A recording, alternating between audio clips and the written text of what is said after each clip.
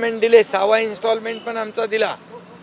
आता याच्यामध्ये कोर्टात गेले बंद पाडण्यासाठी, कोर्टाने त्यांना फटकारलं, बरोबर. आता सुरुवातीपासून विरोध करतायत. आणि म्हणून मी सांगितलं होतं माझ्या लाडक्या बहिणींना, या सावत्र आणि दुष्ट भावांना त्यांची जागा दाखवा. आणि त्यांची जागा त्यांना दाखवली. विरोधक चारी मुंड्याचीच झाले.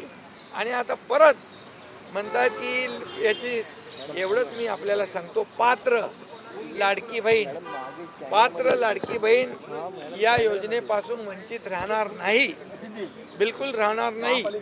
हा पूर्णपणे त्या लाडक्या बहिणींना मी शब्द देऊ इच्छितो.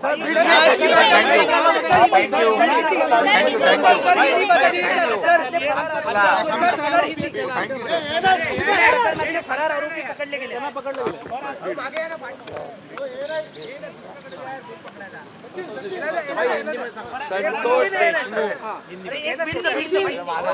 देशमुख सरपंच यांची जी निर्गुण हत्या झाली, खरं म्हणजे माणुसकीला काळीमा फासणारी घटना आहे. मी यापूर्वी देखील त्याचा निषेध केलेला आहे.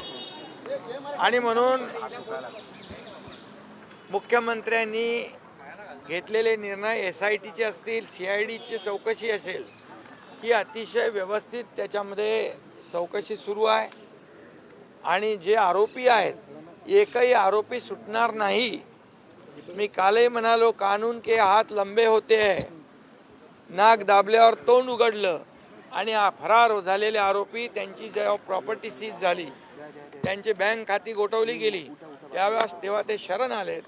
जे उरलेले आहेत त्यांना पण पोलीस पकडतील. कोणी याच्यामधून बाहेर राहणार नाही.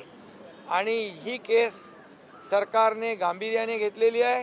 ही केस फास्ट ट्रॅकवर घेऊन याच्यामध्ये तज्ज्ञ वकील, विशेष वकील लावून कोर्टाला विनंती केली जाईल. कारण ज्या पद्धतीने निर्गुणपणे ही हत्या झालेली आहे संतोष देशमुख यांची, तेवढीच कठोर शिक्षा या सर्व आरोपींना झाली पाहिजे.